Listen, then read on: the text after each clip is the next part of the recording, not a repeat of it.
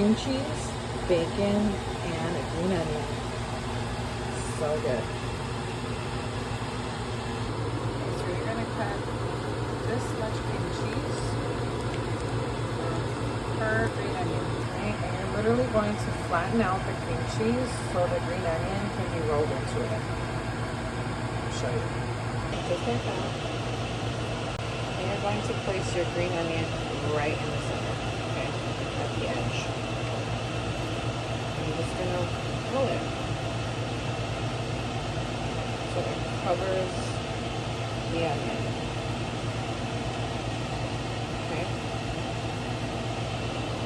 Stretch it out, make it work.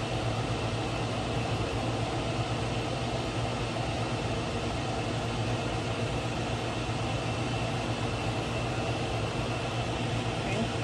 Once you have it like that, you're going to roll it onto your bacon, your crumbled bacon. Just like that.